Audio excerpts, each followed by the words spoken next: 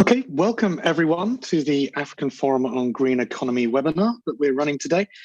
Thank you ever so much for joining. We've got an excellent panel here to talk us through what is probably one of the most important subject matters that we're going to be covering in this 3-month event that we're running here online around the African Forum on Green Economy. And I'm sure all of the other speakers in the other weeks are going to say their topic is more important. But I'm sure that you're going to find out today that the agriculture that we're focusing on today is the one that you should be listening to. So thank you so much for joining. As you will probably be aware, this event was planned to be held in Kampala this month, but due to current circumstances, we've now moved all of this online. We hope that all of you are safe and well in these difficult times. I know it's extremely challenging for many people all around the world to be able to understand how they can cope with the virus at the moment. But this gives us an opportunity to think about what we need to have to build back better, and agriculture is going to be the basis of that. Out of every adversity comes a lot of opportunity, and we believe that by bringing people together to talk about the future of our economy, it's more important now than it ever was. The African Forum on Green Economy, investing in natural capital for a resilient Africa, is now, like I said, a 3-month exchange of conversation that's going to be held online. And welcome back to all of you that joined on the last session that we held on water a couple of weeks ago now. And that conversation has continued not just from the webinar, but also online and through conversations that people have had bilaterally as well. Today's webinar is, like I said, one of the most important topics. It's about agriculture. It's one of Africa's greatest sectors, and it touches all stakeholders. Before we hear from today's experts, though, I'd like to just give a quick introduction to what some of these terms that we're banding around here, green economy, natural capital, what they actually mean. So a green economy is one that we believe is possible to achieve a sustainable and inclusive economy, which supports prosperity for everyone, while also operating within the ecological limits of the planet. This requires that the environment and society are thriving together, that policy is inclusive of everyone. Achieving a green economy is a complicated process, as many of you will know, but many countries are already taking significant steps, including several in Africa. And we think that African countries have a wonderful opportunity to demonstrate green economic leadership to the rest of the world. Definitely recommend going to see the Green Economy Coalition websites. They've got a lot of resources on there that you can have a look at to find out more about what green economy is. So definitely take a look at that and these 5 different processes that they're following here about measuring and governing, reforming financial systems, greening economic sectors, tackling inequality, and then valuing nature, which leads us on to natural capital.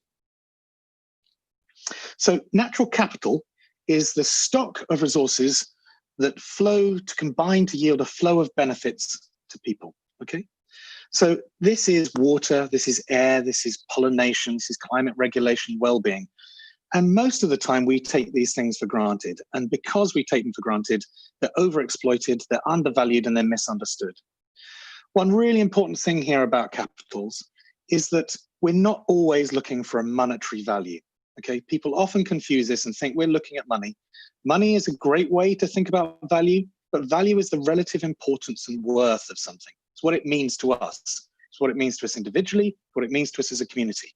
If we include that value in something, we can include it as a qualitative amount. You know, this is better than that one. We can include it as a value of money if we wanted to, but it doesn't always have to be done in money. It doesn't always have to have a dollar price on it.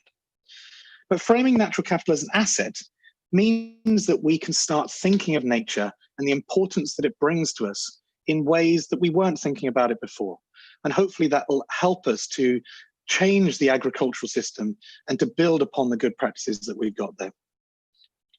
For this, you can have a look at the coalition websites that I'm fortunate to run. Sorry, I should have introduced myself. I'm Mark Goff. I'm the CEO of the Capitals Coalition, which brings together the Natural Capital Coalition and the Social and Human Capital Coalition. So we're looking across not just nature, but people and society as well. If we can move on, Hannah. So the Green Economy and the Natural Capital Coalition both have very active communities all around the world and in Africa. And what we're trying to do through this webinar series and through this event is trying to bring those together, to build those stakeholder groups, connect them up with each other so that we can encourage collaboration across natural capital and green economy throughout Africa. And we know that actually you cannot do one without the other. You can't have a green economy without actually understanding the benefits, the impacts and dependencies that you have upon nature. And those natural capital benefits are going to help us to create that green economy for all people. So committing to this collaborative action for investing in natural capital and green economy over this next decade, building up to the Sustainable Development Goals, is going to be essential. And we really see Africa as being a leading light in being able to do this. Now I'd like to hand over to a good friend of mine, Renaud, who's going to lead us through the webinar here today. So over to you, Renaud. Thank you very much. Thank you very much, Mark, for that introduction. Indeed, my name is Renaud Lapère, and I'm working at the International Programs Department at WWF France. I'm based in Paris, and as you can see, I'm locked down like most of you in front of my computer. Welcome to the second session of the African Forum on Green Economy, dedicated to agriculture. The first one was dedicated to water quantity and water quality, so it was very related, of course, to agriculture. But now we will today deep dive into agriculture. As Mark rightfully said, agriculture is a critical part of Africa's economy and is most at risk from environmental pressure, climate change, and natural capital disruption. The World Bank report in 2018, the Changing Wealth of Nations report, showed very nicely that the value of global agricultural land has more than doubled from 1994 to 2014, and especially in Sub-Saharan Africa. So that means that as a natural asset, agricultural lands are very important to Sub-Saharan Africa wealth.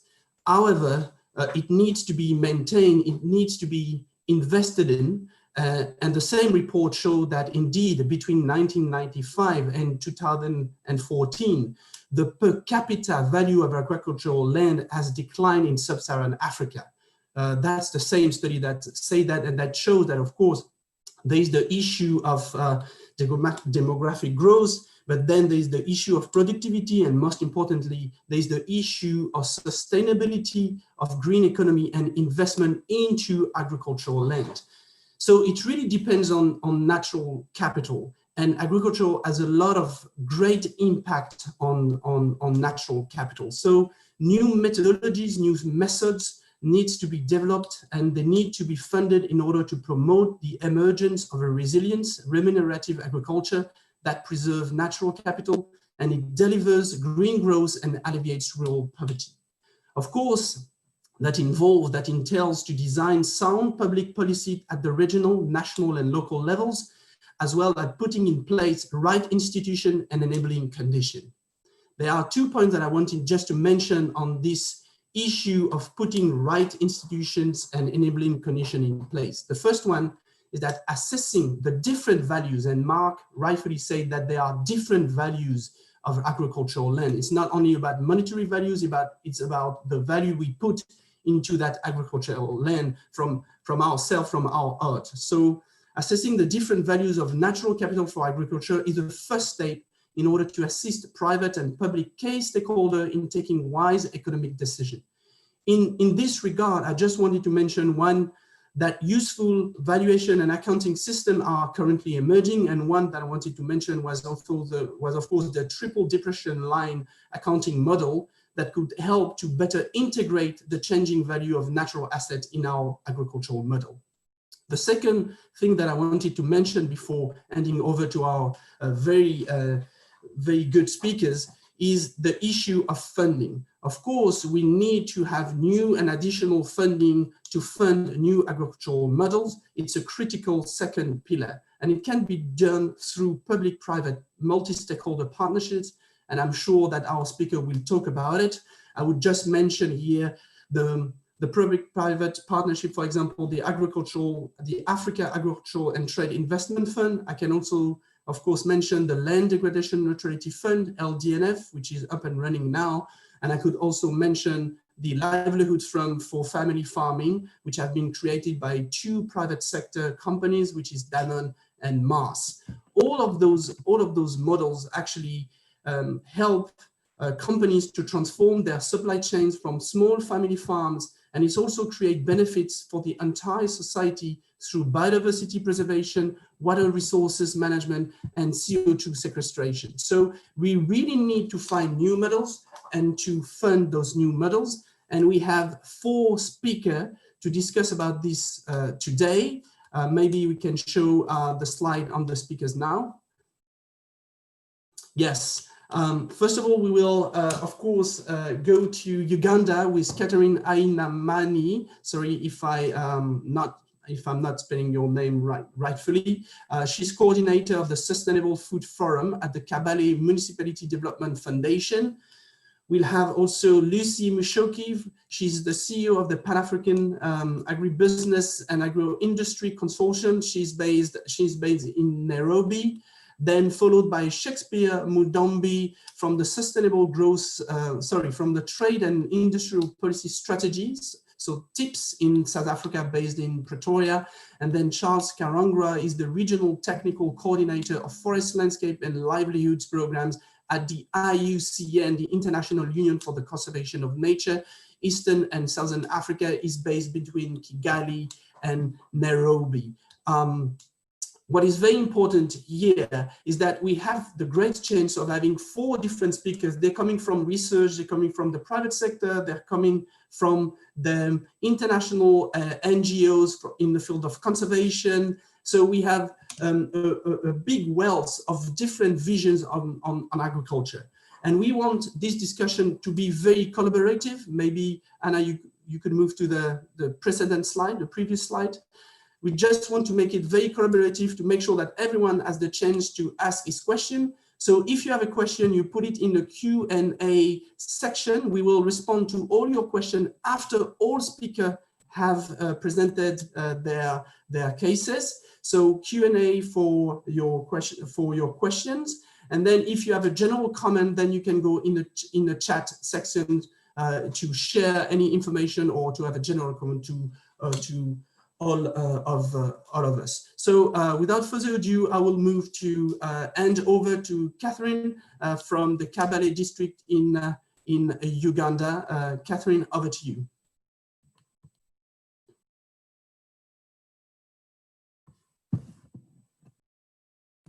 Catherine, can we hear Catherine? I think we've lost Catherine, actually. We'll have to wait for her to come back. So maybe... Yes, I think we'll move to, in that case, we'll move to Lucy. So from Uganda, we'll move to Nairobi. Lucy, over to you. Thank you very much for this. Good morning, everyone. And thank you for hosting us today. As you've been told, my name is Lucy Mushoki. I'm running the Pan-African Agribusiness and Agro-Industry Consortium. This is a business-driven platform that brings different stakeholders working along the value chain and to just support them, ensuring that they are able to achieve sustainable businesses. The reason we did this is because we realized that there's a lot of information out there and we're not able to share this information amongst ourselves. At the same time, we realized that other organizations like Forum for Agriculture Research in Africa, FARA, that's the researchers, they're all well coordinated. So we thought it's important for us as the private sector to get ourselves coordinated, at the same time preparing for the big inter-Africa trade, which you all know we signed last year, and perhaps by June, we were supposed to be launching all these and start working together to drive the intra-Africa trade. At the same time, working with other partners like yourself, we need to continue with our business working together. Today, I want to come back to the topic of the day, green economy. I'm afraid and I apologize that my slide is not there. We've been having a lot of issues here in Kenya and a number of activities that we are involved in and they're quite heavy. It's quite a lot of work going up and down. And we have created what we call a war room and activities around the war room. So without wasting much time, I'll tell you that we in... Hello? Yes, please. Yes, please, Lucy. We hear you. Okay, I thought someone was speaking. So I'll just quickly respond to why do I feel that Africa has such a great opportunity for growing sustainable green economy. First, we all understand from our perspective, our green economy is just attaining those sustainable businesses. And it's very simple, sustainable businesses which take care of our environment. We've been discussing this, and I'll take the example of Kenya, where I have been running a project under what we call the Switch Africa Green SAG. That is a European funded program. In this program, what we have been doing is identifying those businesses that are able to, they're addressing green, the virtues and the values of business. And that's what is all about green economy. So what we have been doing in Kenya is addressing the usage of water. How much water are you using? The usage of electricity. How much power are you consuming? How are you tracking your sustainable, your logistics and the supplies? And in the end of the day, what you realize, green economy helps in attaining the best businesses, more productive and more better and more. They're getting us better businesses with more profits, as opposed to those who have not been following or aligning themselves to these few guidelines, checking on your water, checking on your sustainable sourcing, checking on your electricity consumption, and how innovative are you? What innovations are you utilizing? So basically, I believe that the green economy has such a huge potential in our continent today. The reason is, first and foremost, Africa has the youngest population. And the youngest population, we all know they're very, very innovative. Kenya, for example, we have been able to change the whole world, the whole thinking by using the M-Pesa, the money that we have been sending using our mobile phone. So we clearly know that we can do it. We have the innovation. We are able to use that digital very well and be able to transform the economy, not by using those innovations. I have realized quite a number of young people are quite engaged with a lot of other innovations. For instance, using the dryers instead of using the solar dryers, which they are making here. They don't have to use the usual electricity, which of course is quite expensive and at the same time not friendly for our environment. So I can see quite a number of innovations that are coming up. And luckily, I can see that they're well educated. They're young, educated, and because of this, they're able to pick up things faster. So when we start our awareness campaign, we realize that they're able to pick up the virtues that we are talking about. They're able to take them through, and they're able to pick it up and share it among themselves. And before we realize, they're even better than us. So knowing that agriculture is the mainstay in Africa, I really believe that we really have a big opportunity here in this continent to drive the green economy. We are set, we are ready, and we believe that this is the time for Africa. And Africa is going to adopt those sustainable green models that are able to transform our economy. Thank you very much, Lucy, for this very insightful speech, especially about Africa as a great asset and the youth as a great asset. We'll move directly to Catherine now, back from Kabale district, Uganda. Catherine, the floor is yours.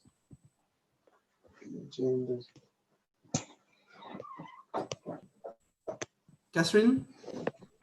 Hello, can you hear me? Yes, please. Thank you very much, Catherine, and good to hear you. Yeah, so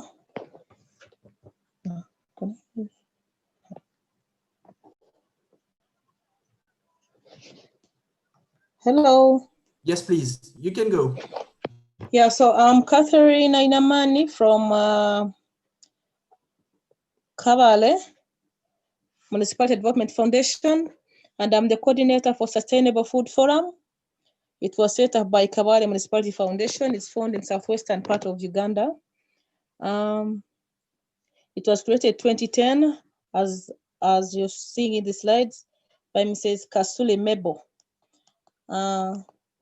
And the two entrepreneurs established the KMDF as a small community-based organization in 2010 with operations in one division of the municipality and later expanded it. So now KMDF operations are in all the 3 divisions of the municipality, covering 12 parishes and 72 local communities. So as I had told you, the Sustainable Food Forum came up with different stakeholders working to develop for the carbon and resource efficient urban food systems by focusing on 3 themes. So the 3 themes are growing local food, delivering local food, and enjoying the local food. So below the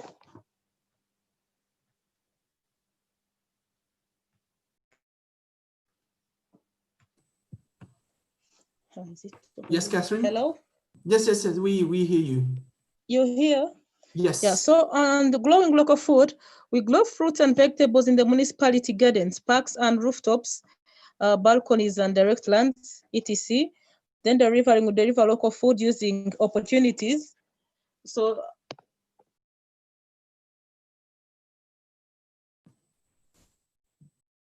Catherine, I think you're mute or your connection is very unstable. Let me try 30 seconds with Catherine, or otherwise we'll have to move to our next speaker, maybe Shakespeare. Do we have Catherine online? If not, maybe Renaud, just while we're waiting there, just to remind everyone that there's a Q&A section as well. So do please come through with questions and add them to the Q&A section. We'll be picking up those in a moment. Just give Catherine a little bit more, I think, maybe, Renaud. Maybe we do need to move on. Catherine, are you back? Catherine?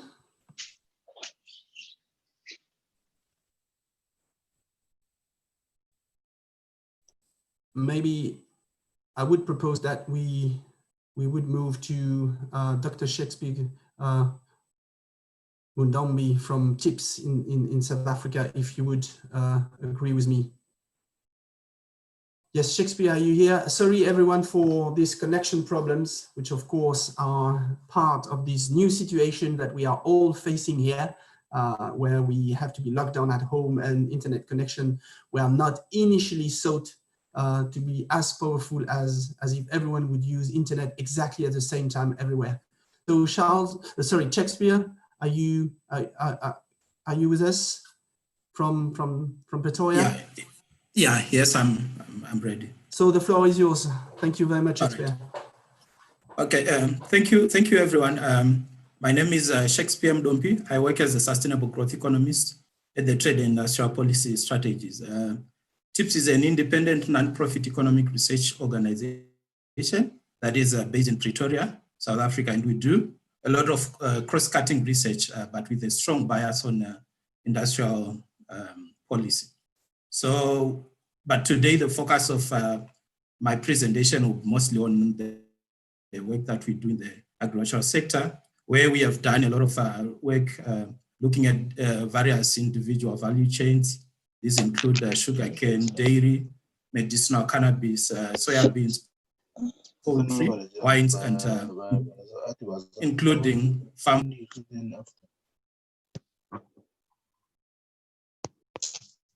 No, go ahead, Shakespeare. It's just Can we, all of us, stay mute while Shakespeare is presenting his very great job?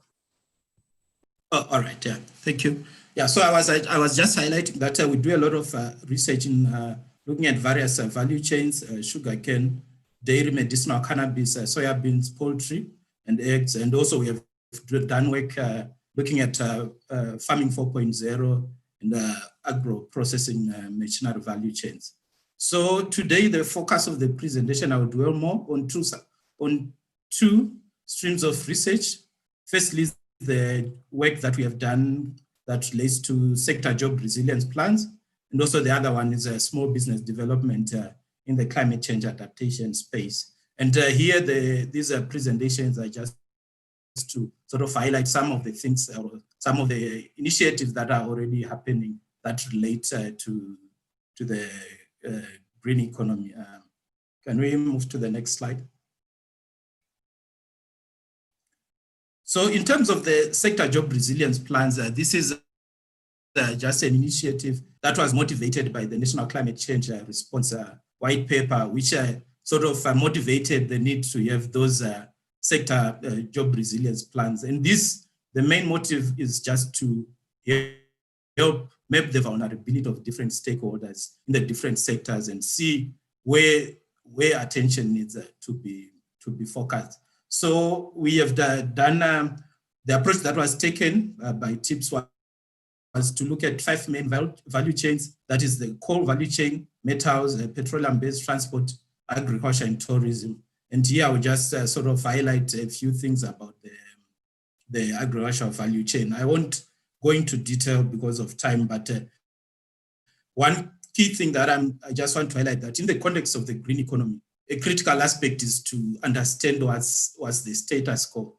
And doing things like the sector job resilience plans helps to understand which sort of actors or stakeholders will be impacted more by the impacts of climate change, whether it's direct impacts that affect productivity or transition-related risks that would affect their livelihoods and so forth. So, for example, in this mapping, we sort of find or see that maybe farm workers, small businesses, and emerging farmers will be impacted more by climate change. So having that picture that shows the extent of vulnerability of different actors will help sort of to map ways that we can sort of frame green economy initiatives that are sort of enable a sector-wide transformation that is needed.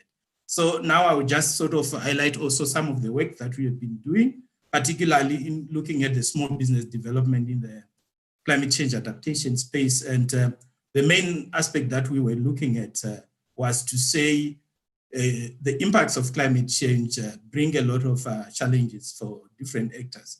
But with it also there are opportunities. But the critical aspect is to understand, to say, for small businesses, how can they tap into those opportunities? And how can they sort of benefit from some of the initiatives? Because the core aspect of green economy is to say the inclusion of everyone or leave no one behind. So in this research, what we did, we focused on 3 categories or 3 broad sectors, particularly the energy market, water and sanitation, and also the agricultural value chain. So I will highlight 2 case studies that we focused on in the agricultural sector that just to highlight what's happening in the sector. So the first case study was looking at sustainable farming whilst ensuring food security. This is on the next slide, sir. So the first case study is looking at the sustainable farming and food security, which had an approach of more like a farming 4.0. And this is sort of documents the experience of an entrepreneur who is called Wolfgang von Lepper, who is the founder of My Smart Farm. So what they've been doing with this approach was to sort of seek to provide a complete package that consists of hardware, software, and technical expertise that is needed by the farmers to improve their farming operations. So the approach that's taken by My Smart Farm is to enable farmers to be more proactive rather than reactive to the challenges that they face. So they use a specially developed app that has different sensors that will be placed on different points on the farms but this helps to collect data on the climate variables, soil moisture, water, and input usage. But the advantage of this is to help sort of enhance efficiency on the farms and so forth. So it improves the decision-making process for the farmers. Then the other case study was looking at the application of hydroponics to enhance food security. And this is an initiative by two young scientists, that is Moleka and Tumelo Pule. They are the founders of AB Farms. But what they are doing is they are using hydroponics to sort of enhance food security. But one critical aspect is that these young innovators are engineers by training. So they are operating in the Western Area Agri-Park. But when they moved into that Agri-Park, there was a hydroponic system that was already installed. But what they found out was that the system wasn't working properly according to their needs. And one key challenge, particularly in South Africa, relates to load shedding. And most of the hydroponic systems that are coming from international suppliers maybe require continuous usage of electricity. So what these young innovators did was to devise their own bucket hydroponic system that can work even with load shedding. So it's more like tailor-making the system to the local conditions. So this is what we are just trying to highlight, that in terms of transition towards the green economy in the agriculture sector, the most important aspect, or the critical aspect, is to ensuring that there is availability of appropriate technologies suited to the local context. So for example, the issue of electricity is a critical issue in South Africa and the rest of the continent. So we need such systems that can work, or that can work even without the continuous supply of electricity. So as a way forward, or as a conclusion, I would just say one critical aspect in terms of the transition towards a green economy in the agricultural sector is to enable young innovators, to give them the space to bring out their innovations. Particularly the key challenge that we found out was the issue of funding to support their innovations. As we know, most of the innovations in the green economy space, these are new technologies, and they haven't been tried. So there is a lot of experimentation, a lot of failure, and success will be, at the end, will be sort of realized. But in that process, these innovators would face a lot of challenges. So one critical aspect that we are sort of motivating or recommending would be to say there is need for a comprehensive package, particularly for young innovators in that space, that they need particularly financing towards their innovations, and also a green economy focused incubation programs that sort of understand the structure of the market, particularly looking at green economy products. So those are some of the findings that we did as tips. And just to highlight that based on the research, it's important that we look at the sort of the status quo and try to map green economy initiatives that are suited to local conditions, and that take into consideration the different needs of different people in the different contexts. So this is just a snapshot in terms of some of the work that we do at TIPS, but we have a lot of other research work that we have done that relates to the green economy and sustainable development. But in short, this is some of the insights that I wanted to share with you. Thank you. Thank you very much, Shakespeare. Thank you very much. And again, exactly as Lucy rightfully pointed out, we are talking about the use, and we are talking about innovations, and we know that there is a great and a large capacity to do that in Africa. Let me now move to Charles Karangwa, Regional Technical Coordinator of Forest and Landscape at IUCN Eastern and Southern Africa. Charles, the floor is yours.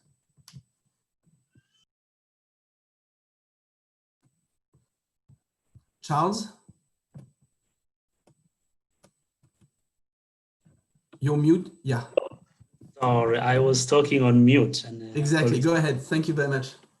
Thank you again for inviting me to speak to this very interesting forum, especially the topic of agriculture and how it contributes to the overall green economy across the continent. And I totally agree with the moderator. I think Africa significantly benefits a lot, and we count actually quite big size of population, over 70% of African population living on agriculture, which makes it an outstanding sector in terms of contribution to people's livelihoods, especially smallholder farmers. But also we note the very significant contribution of agriculture at the GDP level of the continent. And this again makes it a very outstanding and huge on the continent. However, it also one of the sectors that faces very significant challenge. And this particular discussion on placing the nature at the core or in the middle or at the center of agriculture is very relevant within the context Africa is in today.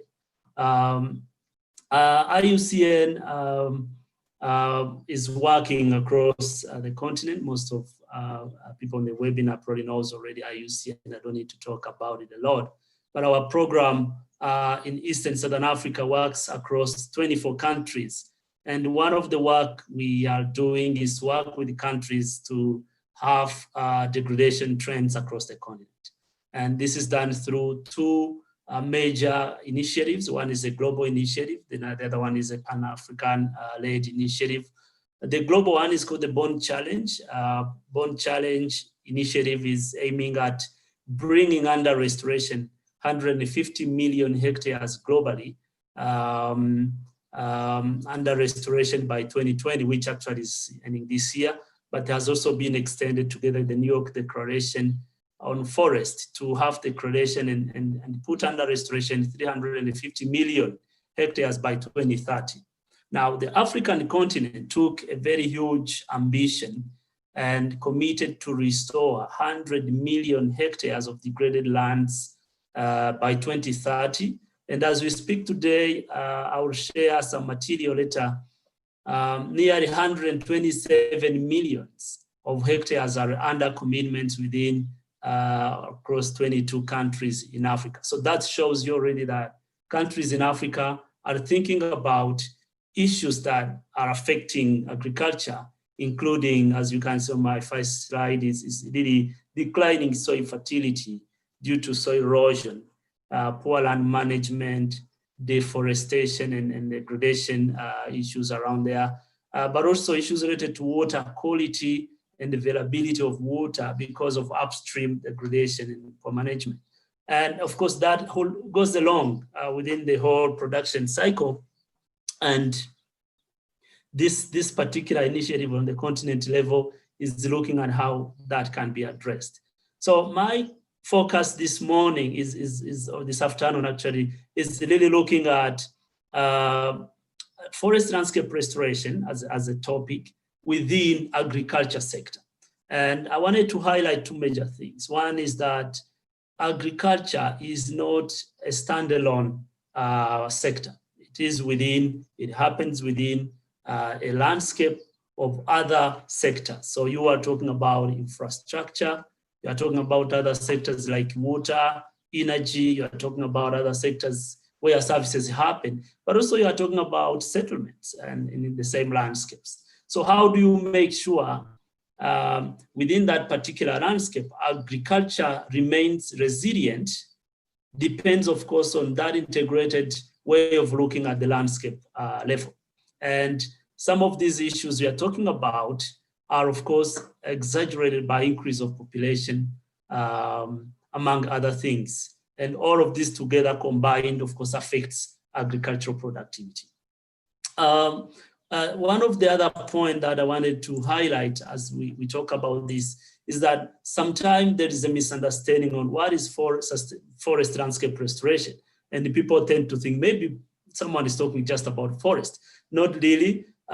Forest landscape restoration as it is, you are basically talking about a process of regaining ecological functionality within a landscape, which enhances human well-being across degraded area.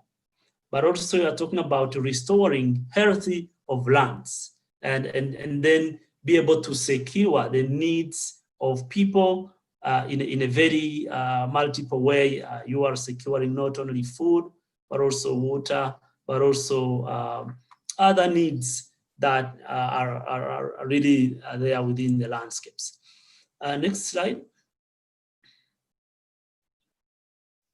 So this slide just briefly shows what are we looking at when we talk about restoration in agricultural area, and considering that, as I said, agriculture happens within a landscape. Again, you are looking at agriculture. When you see how it happens today, it's a choice countries are making, either to invest in agricultural resilient systems. Just to put in the full slide, please. Keep going. Yes, that's it.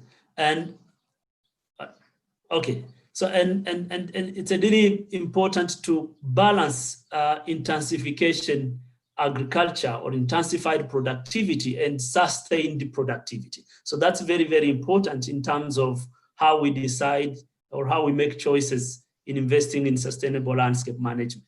It's also important to balance restoration of that ecological functionality within a landscape, within an agroforestry and silvopastoral land, and sustain again that productivity. And investing in sustainable agriculture or climate smart agriculture, whatever you call it, conservation agriculture, as far as you have that picture of sustaining that productivity, because that risks of course intensifying, but also not being able to sustain is very important. So degradation and degraded lands can also be, of course, turned into productive lands. And if you invest in restoring that land using a mixture systems of agroforestry, silvopastoral systems, all this can generate a very significant return. But also beyond that, you are restoring other ecosystem services, water availability, but also biodiversity. Pollination was one of the very interesting topics we talked about here. That is very critical in sustaining agriculture. But also, again, you are also avoiding deforestation by bringing back vegetation cover, and you know all what forest role in agriculture, basically moderating the whole rain patterns is very important. Next. And again, we need to very carefully define what we are doing and the benefits you are bringing out. And I want to end by saying that, again, as we say, landscape, there's that multiple actors, and this is my last slide. There's a multiple, what's the last slide? There's a multiple actors working in the landscape. And what is very important to be needed is from investment to technical to policy, there's a need really to work together and coordinate between different sectors. I mentioned, for example, agriculture, environment, infrastructure, just to name few, there's a need to really work together if you want that sustainable and productive landscapes. But also, I want just to put few points, just a few points as I close. I think it's very important to recognize that farmers protect soils, achieve land health, but again, it's not only that. They also need inclusive policies, access to finance, to be able to continue with the resilient food production systems. Number two, agriculture is not, again, a standalone sector. You need to look at that within multiple players, hence a need for coordinated action with a cross-sectoral landscape approach. One of the key drivers is of course, accelerated deforestation, and there's an important need to invest in restoration, but also access to extension services. You may have observed in different countries a decline in that access, then investing in access to sustainable land management practices is very, very essential for smallholder farmers.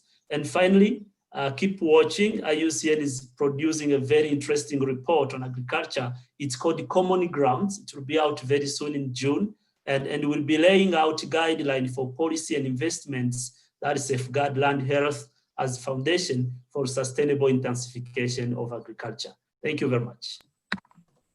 Thank you very much for that, Charles. We are running a little bit out of time. We still have like 12 minutes for question and answer. That's the Q&A sessions.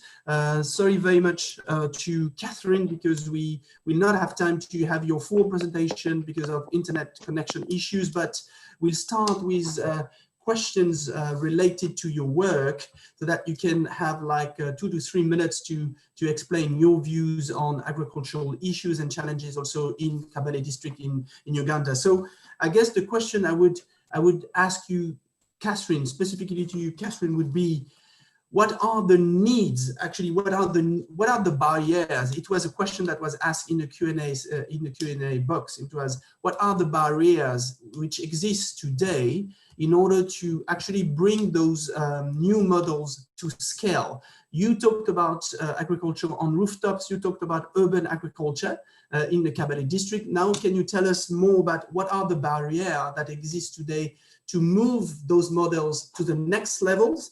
And what are the needs, according to you, in order to move those models to the next levels? Catherine, over to you. Hello, thank you. Hello, can you hear me? Yes, please. Yeah, I'm sorry, the network is becoming a problem. No, go ahead. Yeah, so as you all know, our diets are not just hurting our health, but also the ecosystem that supports you.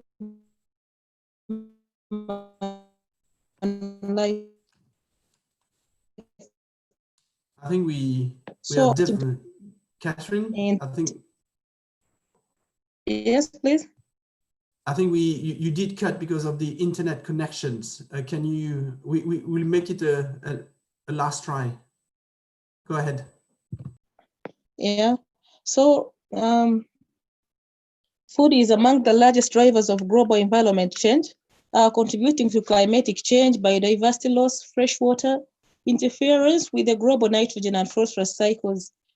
So research shows that by 30% by 2050, the world is in a climatic crisis causing droughts, floods, and desertification, reducing our ability to feed everyone on the planet. So in Kabale, Uganda, unsustainable production of food is greatly affecting the environment. And to address this challenge in 2017, we launched a sustainable food initiative to create more resilient and inclusive food systems. So through the Sustainable Food Initiative, we seek to support opportunities that will accelerate the shift to a sustainable, fair and inclusive food system in Kabale municipality. So the initiative seeks to create a food system that produces food without depleting the planet. The initiative is supporting urban communities to develop low carbon and resource efficient urban food systems. Through this initiative, actually, KMDF also is supporting several enterprises that are working to address the need for sustainable food in Kabale municipality and contribute to supporting a lively and diverse local economy, that is jobs and skills. So, and also to creating a better environment with green spaces, urban design, reduced greenhouse gas emissions, and to supporting more health and well-being amongst the population, inspiring behavior change, making it easier for people to make better choices. So in 2018, we implemented projects, a pilot project of accelerating opportunities for sustainable food in urban communities of Kabale municipality, southwestern Uganda. So the sustainable food initiatives that we've supported, as I had told you when I was beginning, when network was on and off, it includes themes of growing, delivering, and enjoying. So I'll not go deep because of time into these themes, but what I can add on is that the Sustainable Food Initiative led to the creation of a Sustainable Food Forum, which brings together all the 20 piloted sustainable food production enterprises and different stakeholders. So members of the Sustainable Forum include individuals, farmers, food producers, enterprises, growing sustainable local foods, food suppliers, food distributors, food retailers, purchasing groups, hotels, canteens, restaurants, to mention but a few. So to achieve this goal, these three themes of growing, delivering, and enjoying food have been selected by us, and all the actions we're implementing fall under these themes. So The three teams will be implementing their Sustainable Food Initiative Strategy 2019, 2020, 2023 to 2024. So their team of growing will support initiatives that focus on all possible ways to grow sustainable food near or in the municipality. Thank you. Ways to distribute. Yes, please. No, thank you very much, Catherine. Just to let the other speakers as well respond to the question. So, Lucy, maybe one specific question to you that was asked at the very beginning of your presentation. Of course, you mentioned the fact that there's going to be the big trade movement also in Africa. So that means that there's going to be an increased trade in agricultural products in Africa, but that also entails risk that a number of big companies, of big transnational companies, big international companies will necessarily maybe try to grab more agricultural, more natural capital for their own profit. So how can we make sure that actually with that development of trade, natural capital is not depleted and agricultural can still be sustainable? What is your view on that, Lucy? Frankly speaking, I know that there's always been this fear about the multinationals coming into Africa and grabbing the land. But it's more of a fear because if I look at the scenario right currently, there's been a lot of partnerships between African countries and a number of the multinationals. I'll just give a case sample. When you look at Unilever and how they source their products, they tend to source and work, they're trying to work more with the Africans farmers, especially the smallholder farmers. The only problem that has been there is the competitiveness of our production. So if Africa can be able to address the competitiveness, which comes back to the same simple issues, and I like understanding and analyzing green economy in terms of business. I'm a business person, and I think every time we relay the message to our fellow business people, we tell them how green economy is a lifestyle, is part of your business. When you observe this ends up giving you more profits. You end up having a productive and a more profitable business. So to me, the issue of competition, to address it, then I would not see partnering with the multinationals as if I would like to see it as a threat. I would like to look at it in terms of partnerships, because in this life, you cannot work alone. You must look for partners that add value.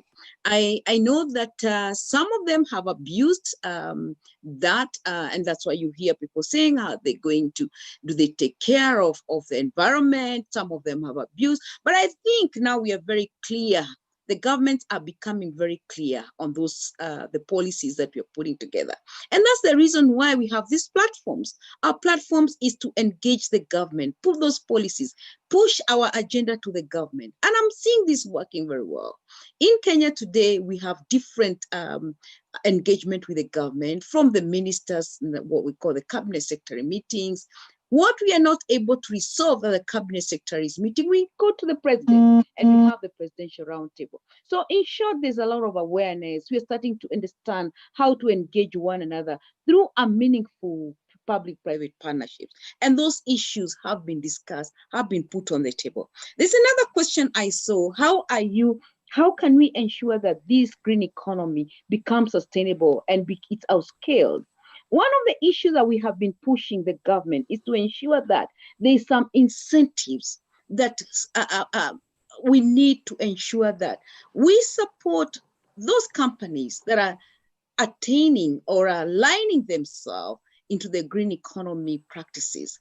Let us give them incentives, and so that the others can also be able to emulate. Thank you, Lucy. Thank you, Lucy. Sorry for cutting short of you. A little bit rude from my side, but I just want to give 1 minute to each Shakespeare and Charles before Mark is closing the session, because we are running out of time. We have like 2 to 3 minutes, left. So Shakespeare, first, from a business person perspective, what are the needs? You talked about innovation. What are the needs in order to bring all the very nice example you showed to the next level? Because what we don't need pilots anymore. What we need is to bring those models to scale. So what are the needs in 30 seconds? Okay, in terms of the needs, what we sort of tried to map, it's a paper that I sort of that I did send, the one on small business development, which is actually in detail the different sort of business models that we tried to map based on the different things that we thought in terms of the adaptation product. So for example, we would map different products, for example, products that sort of transfer risk, for example, like insurance in the agricultural sector and micro-insurance for smallholder farmers. Those are some of the things that we try to map the models that can be applied in the different settings. There are some products that can sort of... Can we mute, please? Yes, no, can we mute all of us except Shakespeare? Thank you. Go ahead, Shakespeare. Okay, yeah. So I was saying, in terms of there are different products that can be sort of adopted at a larger scale, particularly in trying to sort of enable the smallholder farmers to cushion them from risks like the impacts of climate change. Particularly insurance is one thing that is a big challenge, and also there is need to ensure that the technologies that are there. So sorry. No, go ahead. Now, let me just move to Charles. Let me take that opportunity to move to Charles. From the conservation community point of view, Charles, from IUCN community point of view, what is needed to make sure that, of course, there is a growth in agricultural products in Africa because we need it, but of course that invest in natural capital conservation? Yeah, thank you very much. I think overall, players in the natural sector, if you want to call it, they are becoming aware of the role of the nature in sustaining business. IUCN is championing, together with the other international, local, community organizations, something called the nature-based solutions. And nature-based solutions basically means that you are looking at nature as a mother and a sustainer to all investments, be service-based, be land-based, be infrastructure-based, be ecosystem service-based, such as water, electricity, agricultural productivity, to name a few. So, and that's probably, for me, the way we need to move forward in terms of investment. Nature-based solutions, approach to investment, nature-based solution, approach to agriculture, nature-based solution, approach to infrastructure development is very critical. And there's a lot of work being done out there, developing guidelines, investing in capacity development for government leaders to be able to understand that concept better, but also more importantly, investors. Private sector has money and they need to direct the investment into green investment deals. Thank you. Thank you very much, Charles. That's almost a very good conclusion. So we talked about, of course, the greatness of the youth of Africa and their ability to grab innovation and to grab innovation way more than we do ourselves. We talked about the private sector. We talked about the need for financial services and financial mechanism to fund those new agricultural models that will lead us to a just transition. And we talked about nature-based solutions, because at the end of the day, all of those models, they have to be linked, they have to be seriously tied to nature. And I think that's a good conclusion from our side. Let me just, before I hand over to Mark, let me just, of course, mention again that you can go on the African Forum on Green Economy website on this session, where you will be able to access documents and videos that will be linked to that session.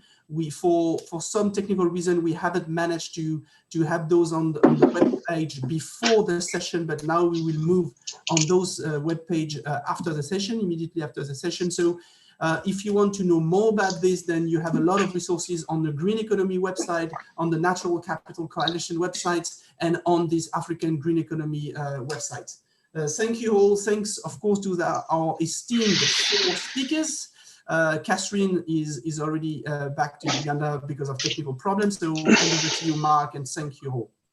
Thank you, Renaud. And I've really enjoyed the enthusiasm and positivity here about how business is going to play an important part, how all of this is connected. And obviously, with nature-based solutions, it's not yet another thing. It has to use natural capital to be able to do that. It builds through to a green economy. All of these things are connected.